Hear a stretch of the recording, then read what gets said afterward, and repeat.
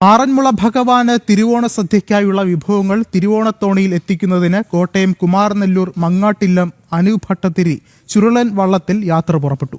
കുമാരനെല്ലൂർ മങ്ങാട്ടുകടവിലെ ചടങ്ങുകൾ പൂർത്തിയാക്കിയാണ് ആചാരപ്പെരുമയിൽ തന്നെ അനൂപ് ഭട്ടതിരി യാത്ര പുറപ്പെട്ടത്.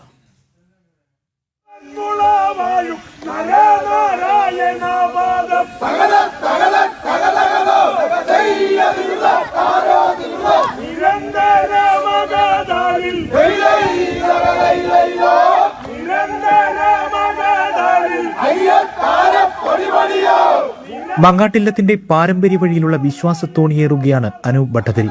ഭഗവാൻ മങ്ങാട്ട് ഭട്ടതിരിക്ക് നൽകിയ അനുഗ്രഹം. പാരമ്പര്യ പാതയിൽ ഭാഗമാകാൻ കഴിഞ്ഞതിന്റെ സന്തോഷം അനൂപ് ഭട്ടതിരിയുടെ വാക്കുകളിൽ.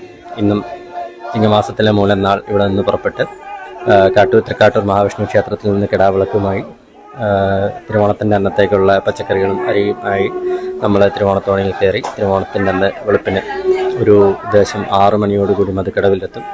നമ്മൾ ഈ വിളക്ക് ശ്രീകോവിലിനകത്തേക്ക് കൊളുത്തിയാണ് അന്നത്തെ പൂജ കാര്യങ്ങളൊക്കെ ആരംഭിക്കുക. പിന്നീട് അത്താഴപൂജ കഴിയുന്നവരെ നമ്മൾ മണ്ഡപത്തിലുണ്ടാവും. അതിനുശേഷം ചിലവ് മിച്ചം മണക്കി നമ്മൾ ഭണ്ഡാരത്തിലിട്ട് തൊഴുത് യാത്ര പറഞ്ഞിറങ്ങും. എൻ്റെ 3ാമത്തെ വർഷമാണ്. അങ്ങേയറ്റം സന്തോഷത്തോടു കൂടി ഈ നിയോഗം ഏറ്റെടുത്ത് ചെയ്യാൻ കഴിയുന്നു എന്നുള്ളൊരു ചാരിതാർത്ഥ്യമുണ്ട്. കുമാരനെല്ലൂരിലെ കടവിൽ നിന്നും പുറപ്പെട്ട ചെറുവള്ളം ഉത്രാടം നാളിൽ കാട്ടൂരിലെത്തും. കാട്ടൂർ മഹാവിഷ്ണു ക്ഷേത്ര സന്നിധിയിൽ നിന്നും ഓണവിഭവങ്ങളുമായി പിന്നീട് തിരുവോണത്തോണിയിലാണ് യാത്ര.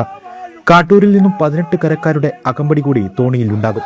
കുമാരനെല്ലൂരിൽ നിന്നുള്ള വള്ളം അകമ്പടിയായി മാറും. തിരുവോണനാളിൽ പുലർച്ചെ തോണി ആറന്മുള മധുകടവിലെത്തും. തിരുവോണത്തോണിയിലെത്തിക്കുന്ന വിഭവങ്ങൾ കൂടി ചേർത്താണ് ആറന്മുള പാർത്ഥസാരഥി ക്ഷേത്രത്തിലെ തിരുവോണ സദ്യ ഒരുക്കുന്നത്.